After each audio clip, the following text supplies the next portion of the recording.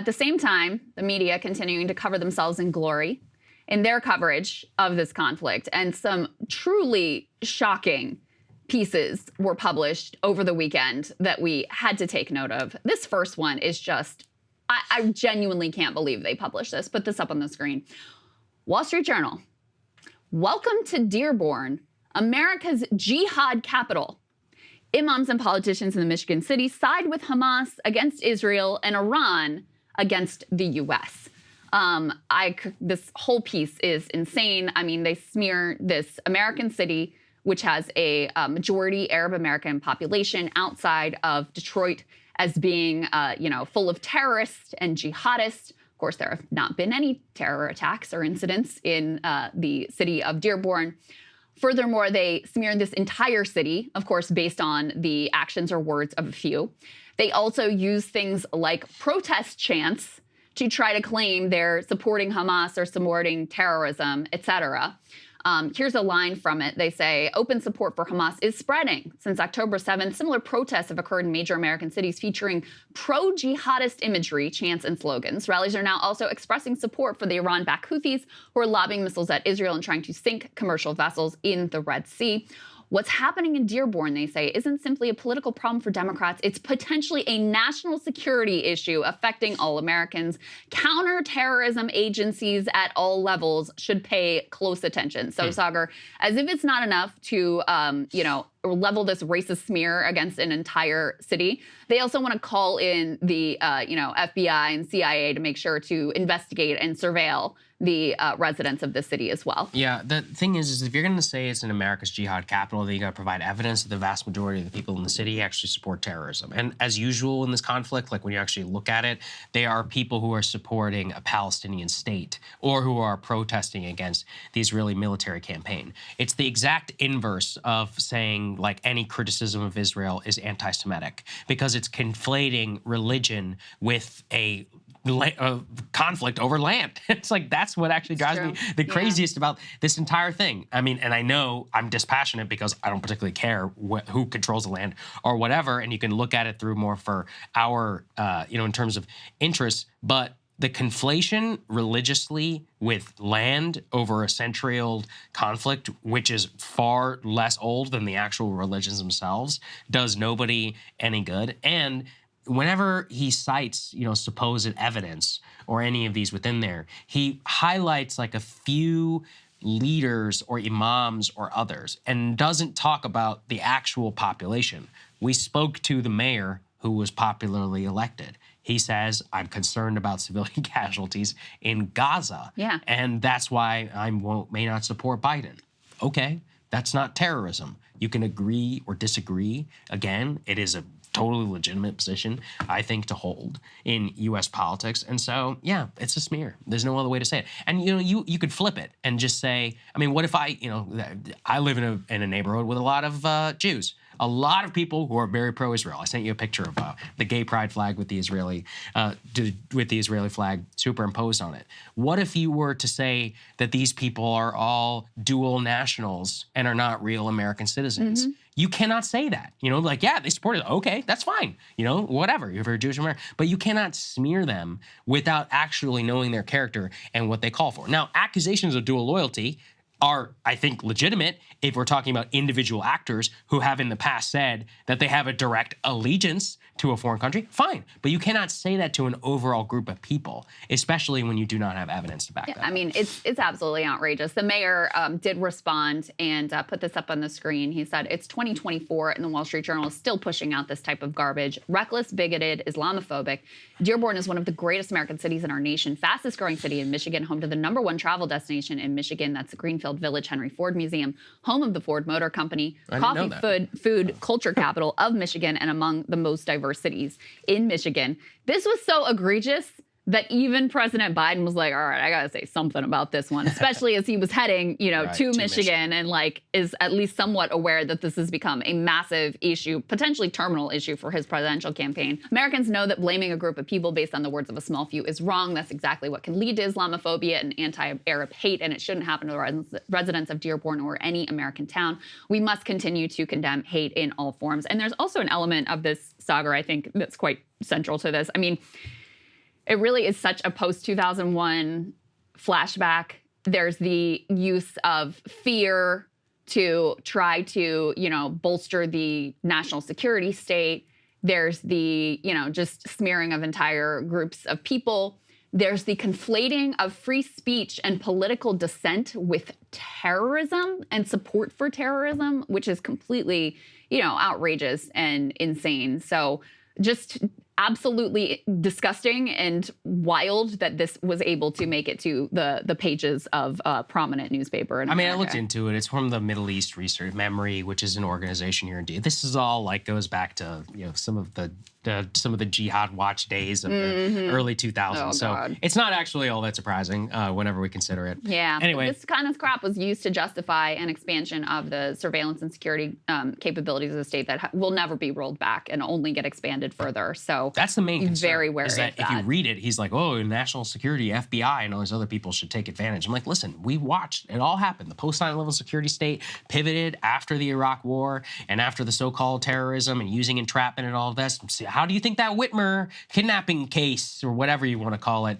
actually came to occur? They got a lot of practice in ensnaring and entrapping a lot of people. And now, this is my personal favorite. I've always hated Thomas Friedman because he's like... There's a lot of good reasons for that. Somebody, the Big Bang Theory, that show? Yeah. It's very popular. And somebody said, this is a dumb person's idea of what a smart person would talk.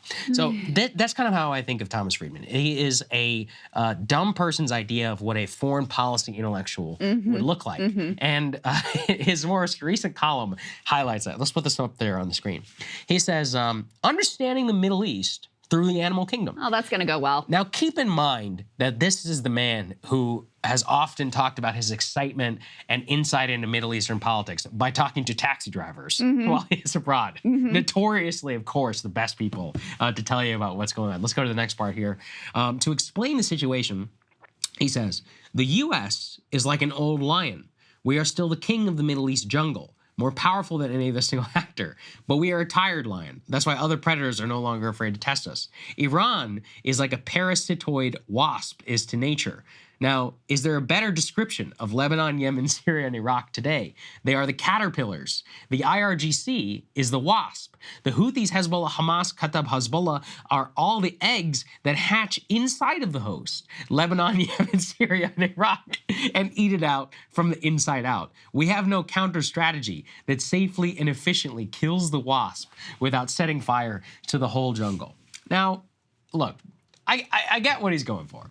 I guess. That said, I would generally avoid animal metaphors whenever we're talking about people and others. But the other thing is, this doesn't even make any sense. This idea of parasitoid wasp, old lions. First of all, those don't exist in the same place. But second, why can't you just describe the situation for what it is? Why do we have to use the animal kingdom metaphor at all? Why are we like, well, the U.S. is a preeminent hegemon in the region, a regional power. It has diminishing influence. Iran is a rising hegemon, which has satellite states, much like Russia does in the post-Soviet Union. It's not a difficult concept for people to understand. And I would actually say that I would come away from this, if I knew nothing, even more confused about the situation. So it's not even a particularly helpful explainer. Yeah, not to mention, not a great idea to compare human beings to insects and vermin at a time when the ICJ and the U.S. court just plausibly found that Israel is committing genocide. Just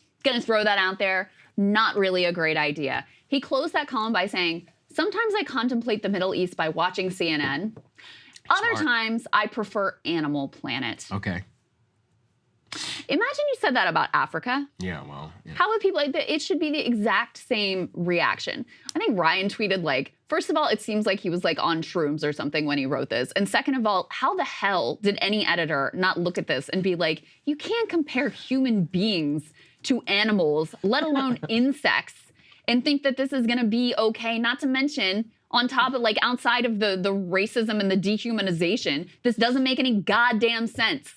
How is there no one at the New York Times, which supposedly cares about racism, how did no one look at this and say, you know what, maybe let's cut this one out and try for a different a different draft that doesn't compare human beings to watching the Animal Planet. Not that watching CNN is a better choice in terms of understanding the Middle East. I actually think that's worse. It does appear to have been deleted, but they haven't. So I'm on his byline. It is no longer there. It was available yesterday. That's why we had those screenshots. So maybe they did take it down after the pushback. When I looked it up yesterday, it was hard to find, but it was still there. They sort of like buried it under a bunch of other columns. It is no longer there under his byline, and it was yesterday whenever we were preparing for this segment. At the same time, CNN's own staffers are calling them out for what they describe as journalistic malpractice. This, according to a report from The Guardian. We can put this up on the screen. This is pretty wild. So CNN staff says network's pro-Israel slant amounts to journalistic malpractice. The majority of news, this is according to one staffer that they interviewed, since the war began, regardless of how accurate the initial reporting, has been skewed by a systemic and institutional bias within the network towards Israel. Ultimately, CNN's coverage of the Israel-Gaza war amounts to journalistic malpractice. According to accounts from 6 CNN staffers in multiple newsrooms and more than a dozen internal memos and emails obtained by The Guardian, daily news decisions are shaped by a flow of directives from the CNN headquarters in Atlanta that have set strict guidelines on coverage. They include tight restrictions on quoting Hamas and reporting other Palestinian perspectives, while Israeli government statements are taken at face value. In addition, every story on the conflict must be cleared by the Jerusalem Bureau before broadcast or publication. The Guardian here basically confirming the reporting of Daniel Boguslaw at The Intercept, which we covered at the time, that CNN has made a conscious choice to route all of their Israel coverage and Gaza coverage through the Jerusalem Bureau, which is subject to this IDF censorship regime. And so every story that goes in comes down on the other side with the, language downplayed and Palestinians dehumanized. And of course, Israeli government statements are immediately greenlit and included. Palestinian perspectives downplayed or erased altogether. There was a piece in here because, we've covered, there have been, like last week I covered the, how Jeremy Diamond, one of CNN's reporters, stumbled on, they actually drove him through a desecrated cemetery. And he was like, hey, what the hell is going on with this? And caught them in a complete lie. So I don't want to say they haven't done any valuable reporting, but apparently those on-the-ground reports, which have at times been fairly solid, are vastly downplayed on the U.S. version of CNN. And, everything else that gets rooted through this Jerusalem Bureau is just, classic, like the language for Israelis is very evocative. It's very visceral. The language for Palestinians is, killed in a blast, no blame assignment, et cetera, as we've shown before. So really confirming what The Intercept showed before. Yeah, I mean, look, once again, it's one of those where we show Israeli statements and Palestinian statements all the time. I don't see why it's all that difficult. You can just parse both and be skeptical and just be like, okay, here's what one side said and here's what the other side said. And they just decide that they don't want to do that. The thing is for them, and I think this in general, is they're in a place where if you're going to have people sign off from the Jerusalem Bureau, then what's the point even in speaking out or whatever? It's like clearly they have committed themselves to narrative, to access, and to all of that. To a certain extent, I understand because how they'll probably just kick you out of the country, but you need to have a lot more disclosure, which is what I appreciated in the past when they would air some of these things, as opposed to some of the silent things. They were like, listen, in order to film inside Gaza,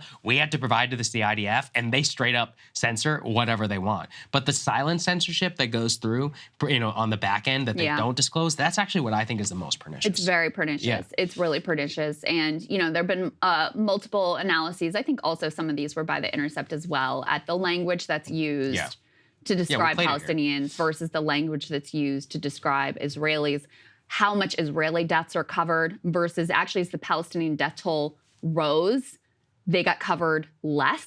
So these do represent, not a one-off, this particular story maybe shouldn't have compared the Middle East to the animal kingdom. Mm-hmm. It really does represent a systematic bias at CNN in particular. But the truth of the matter is a similar bias has been proven by that type of analysis at basically every Western media outlet. But I have to say, to have your own journalist saying that what you're doing amounts to journalistic malpractice is pretty extraordinary. Hey guys, if you like that video, go to breakingpoints.com, become a premium subscriber, and help us build the best independent media organization on the planet. That's right. We're subscriber funded. We're building something new. We want to replace these failing mainstream media organizations. So again, to subscribe, it's breakingpoints.com.